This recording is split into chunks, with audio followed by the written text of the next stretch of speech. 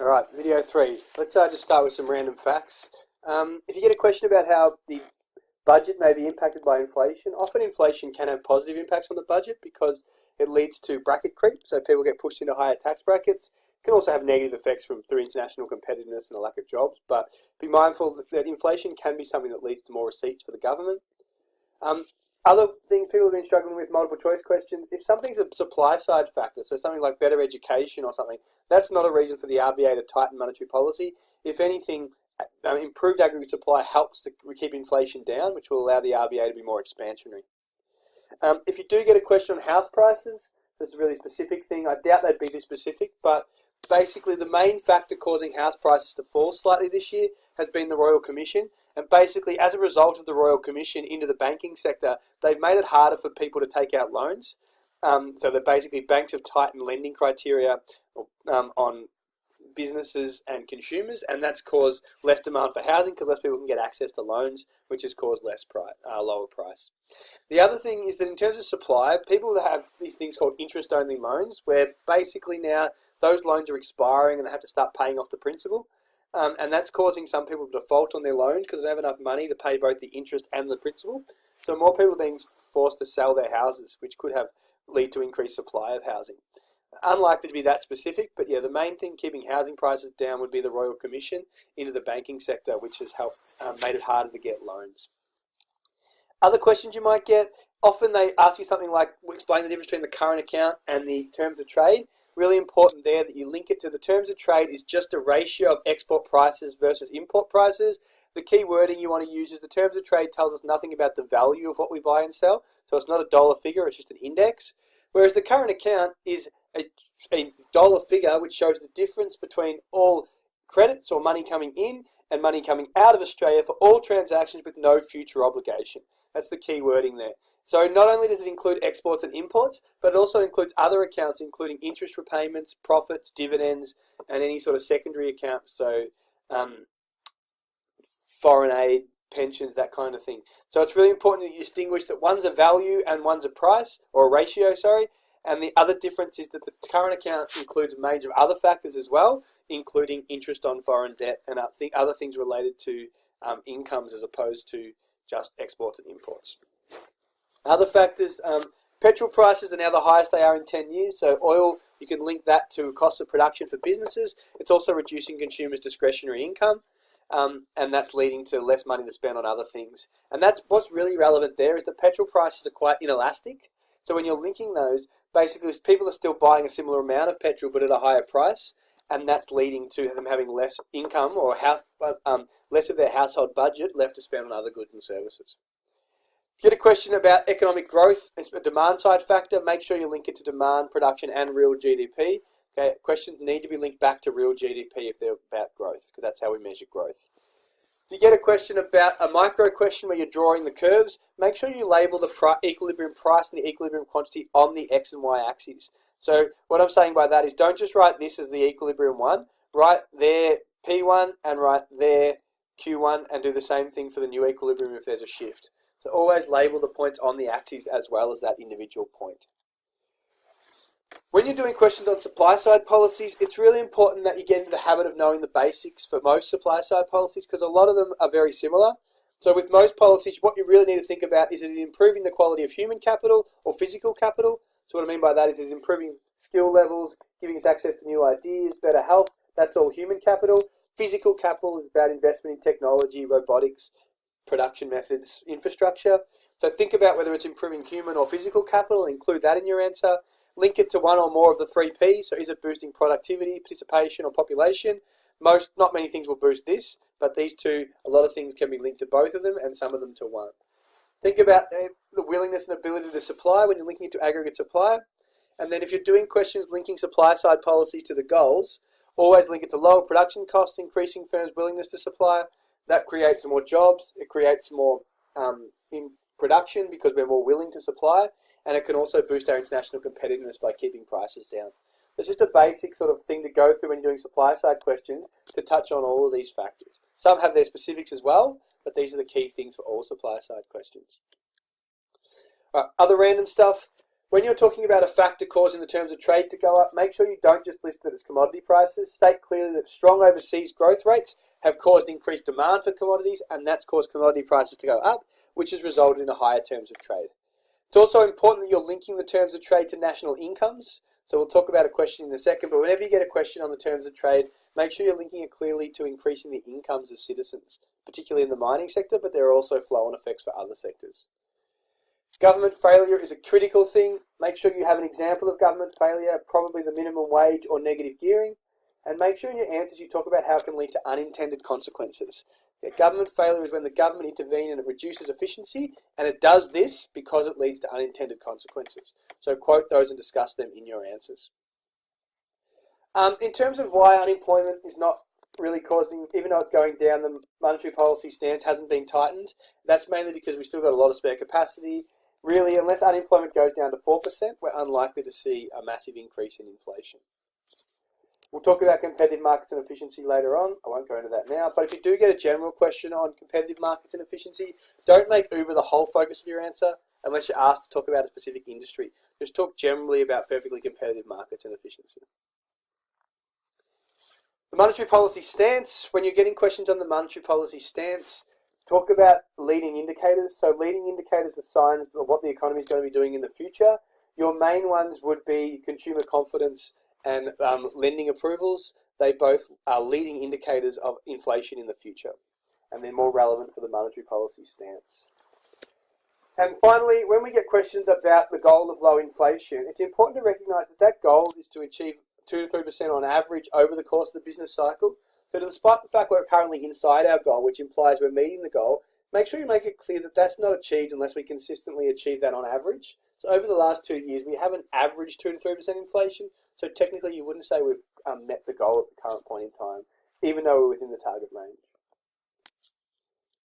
Okay, so in terms of the longer question related to the terms of trade and commodity prices, it's important to recognise the terms of trade can be caused by lower import prices, but we're generally talking about higher export prices when we talk about a higher terms of trade. Any question on the terms of trade, whether you're linking it to employment, growth, inflation, or the CAD, make sure you clearly articulate in your answer that the whole idea of higher commodity prices is they lead to higher profits in the mining sector, and that flows on to higher incomes. The idea is that our commodities are relatively inelastic, so when we generate a higher price, the overall revenue we get from selling them is higher. Higher prices lead to more income. A good word you want to use is that national incomes increase. So as a whole, our national incomes are likely to increase. That's likely to not only create investment spending, so firms are more likely to invest, but it also boosts consumption spending by those in these industries because they earn higher wages. That flows on to other sectors, so increased consumption by miners can then lead to more jobs in other sectors, like we've talked about with tourism and hospitality and retail industries. And then all of those people experience an increase in employment and increase in incomes as well. Shareholders who invest in these companies also experience increased wealth. This leads to more aggregate demand because there's more consumption and investment, higher real GDP, higher employment, and it can also boost inflationary pressures because of the increase in spending and aggregate demand. The higher terms of trade also reduces the CAD, and again, the reason for that is because the higher prices are likely to flow on to higher values. Because the demand is inelastic, when we're selling it at a higher price, the value is generally increasing of the total amount of credits that come into the balance of merchandise trade. The lower current account deficit means generally we'll have to fund it less by borrowing, which should help to reduce net foreign debt. Okay, long question. Explain how the higher terms of trade can impact employment and the CAD. Talk about how commodity prices have increased. It means to more sales revenue or higher value for any given volume of exports. This is likely to increase the total value of commodity exports, measured in the balance of merchandise trade, mentioned this particular sub-account. Increasing credits within the account relative to debits, pushing the account towards surplus. Given the balance of merchandise trade is one of 4 components, any improvement in the BOMT should lead to a smaller current account deficit. Okay, in terms of employment, a higher terms of trade will lead to an increase in national incomes because commodity exporters will experience higher incomes. This will flow through the economy in terms of higher profits to shareholders, increased wages to workers, and other stakeholders in the mining industry. That income is then spent by income earners, including increased investment spending, which will also help to boost real GDP. This will ultimately increase the demand for labour, creating employment, and reducing unemployment towards the goal of full employment, which is the lowest rate of unemployment without causing inflationary pressures.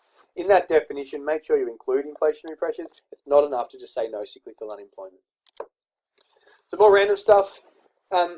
If you get asked how demand management policies have been used in recent budgets, and this is really, really important, don't just go straight to the discretionary policies. You need to explain what the general trend has been in terms of their stance overall. So particularly with budgetary policy, focus on the fact that the government's trying to achieve fiscal consolidation.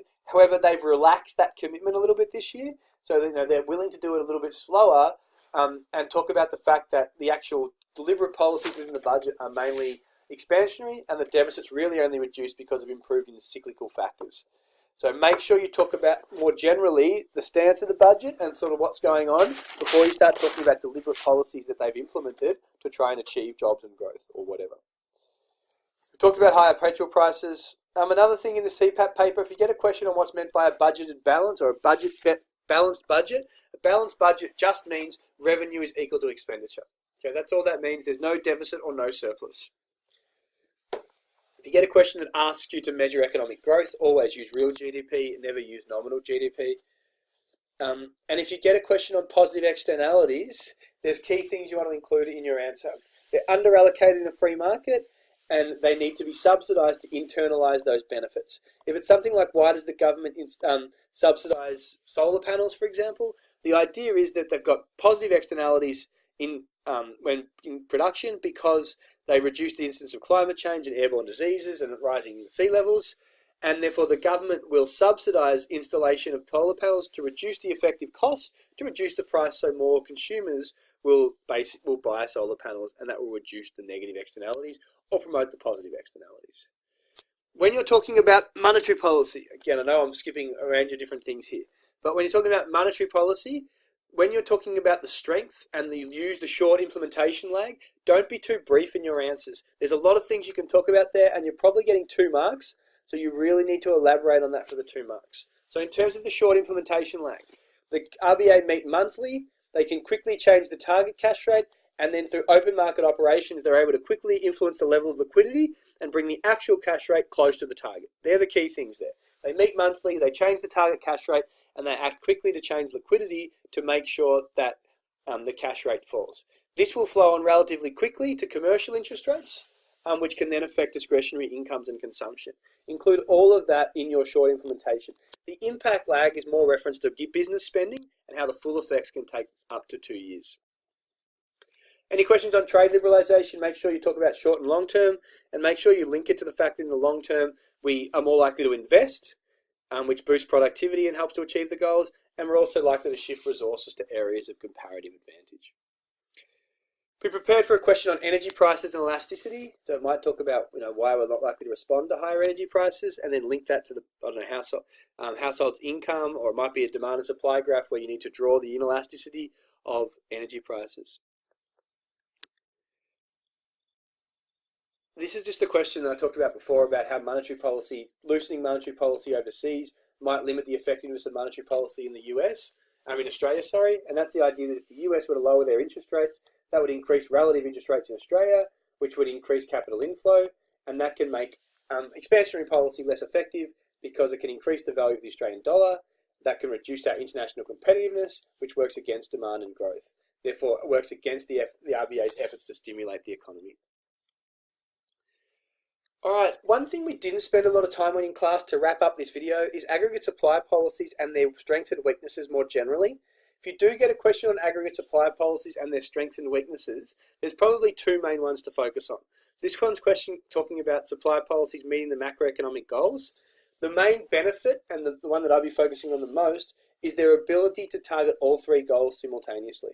So they're able to achieve through increasing our productive capacity, strong and sustainable growth, full employment, and low inflation. An example, for example, training and education, that will increase labour productivity, which increases output, but it does it at lower costs and reduces wage pressures, which helps to keep inflation under control. A weakness of aggregate supply policy is that it has both a long impact and a long implementation lag. Okay, so it can take a long time to have its desired effect on the economy, and therefore it's very unlikely to be used to try and regulate the business cycle. So infrastructure, and then use an example. Infrastructure spending can increase aggregate supply in the long term, but can be subject to political bias. And then once it actually gets through Parliament, it can also take a long time to have its full effect. So it can have a long impact and implementation.